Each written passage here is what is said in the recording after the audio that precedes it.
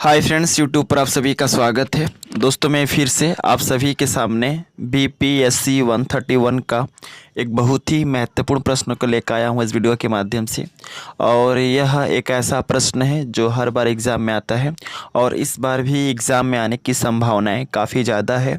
सो आप सभी से रिक्वेस्ट है कि आप एग्ज़ाम में जाने से पहले इस प्रश्न को अच्छे से पढ़ के जाइए, क्योंकि ये एक ऐसा प्रश्न है जो हर बार परीक्षाओं में बार बार पूछे जाते हैं और इस बार भी एग्ज़ाम में आने की संभावनाएं 100 में 110% है। सो आप सभी से हम्बल रिक्वेस्ट है कि आप एग्ज़ाम में जाने से पहले इसे एक बार ज़रूर पढ़ लें, नहीं तो आप आई एम श्योर आप पछताओगे। ओके, तो आइए चलते हैं और जानते हैं कि कौन सा प्रश्न है जो कि एग्ज़ाम के लिए काफ़ी ज़्यादा इम्पोर्टेंट है और जो बार बार पूछे जाते हैं।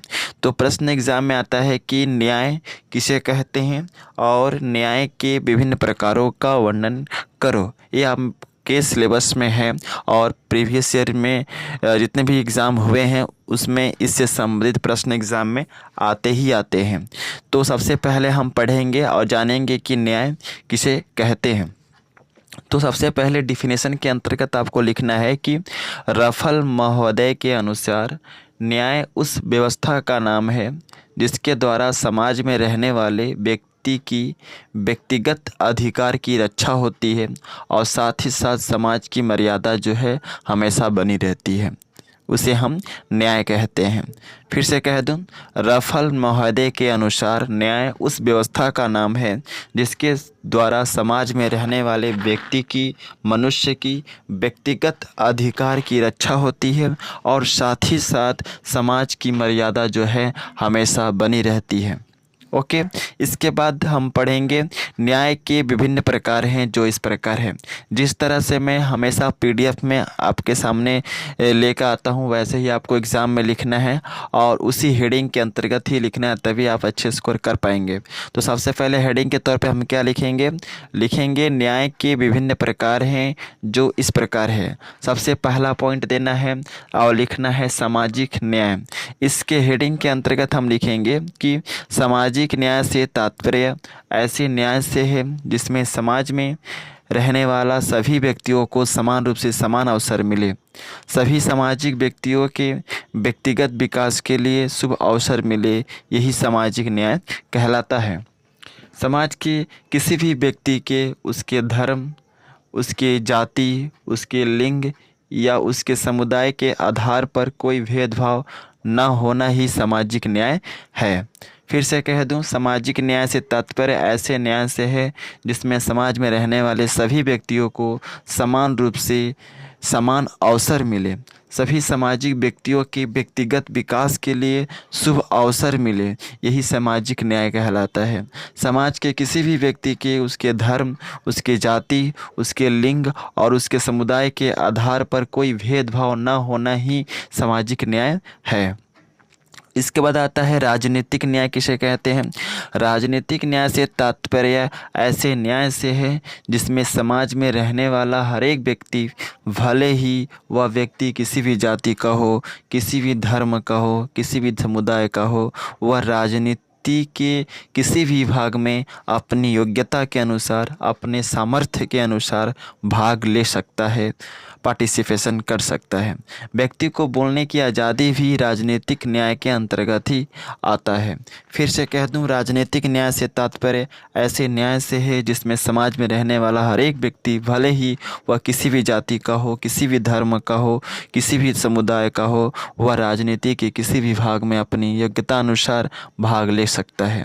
व्यक्ति की जो बोलने की आज़ादी होती है, व्यक्ति की जो अभिव्यक्ति की आज़ादी है, वह राजनीतिक न्याय के अंतर्गत ही आता है और इसमें व्यक्ति अपने मन के भाव को, अपने मन के विचार को जनता के सामने प्रकट कर सकता है। इसके बाद आता है आर्थिक न्याय। आर्थिक न्याय के अंतर्गत आप लिखेंगे कि आर्थिक न्याय से तात्पर्य ऐसे न्याय से है जिसमें समाज में रहने वाले सभी व्यक्तियों को समान रूप से आर्थिक सहायता और आर्थिक अवसर मिलता है जिससे वह अपना संपूर्ण विकास कर सके। फिर से कह दूं, आर्थिक न्याय से तात्पर्य ऐसे न्याय से है जिसमें समाज में रहने वाले सभी व्यक्तियों को समान रूप से आर्थिक सहायता मिले और समान रूप से आर्थिक अवसर मिले, जिससे वह अपना संपूर्ण विकास कर सके, अपने व्यक्तित्व का भी विकास कर सके। इसके बाद आता है कानूनी न्याय क्या होता है। कानूनी न्याय से तात्पर्य ऐसे न्याय से है जिसमें समाज में रहने वाला हर एक व्यक्ति को कानून रूप से समान न्याय मिले।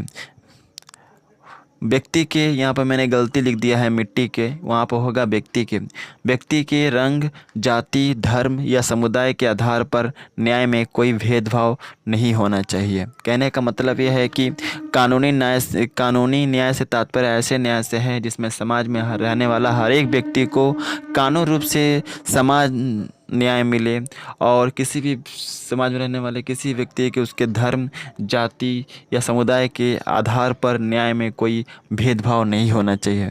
समाज में रहने वाला बड़े से बड़े व्यक्ति, चाहे वह किसी भी बड़े से बड़े पद पर आसीन क्यों ना हो, अगर वह गलती किया है तो उसको अपराध माना जाएगा और उसे सज़ा मिलेगी।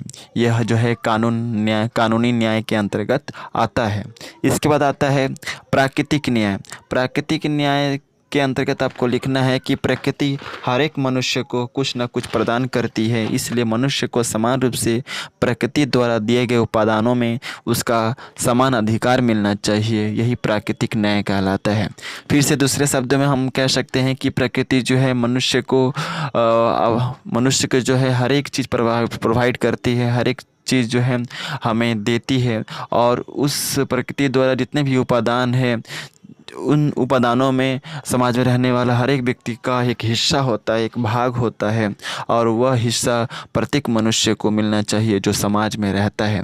और इस तरह के जो अवसर मिलता है, जो समान अधिकार मिलता है, वह प्राकृतिक न्याय कहलाता है।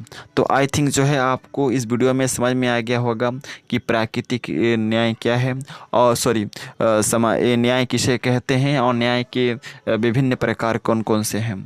और एक चीज़ बता दूं कि अगर आपको इसका PDF चाहिए तो आप मेरे टेलीग्राम चैनल से जुड़ सकते हैं, क्योंकि आप जैसे ही आप टेलीग्राम चैनल पर आते हैं मैं इसका PDF आप सभी को प्रोवाइड कर दूंगा। और इसके रिगार्डिंग बहुत सारे वीडियो मैंने चैनल पर अपलोड किए हैं।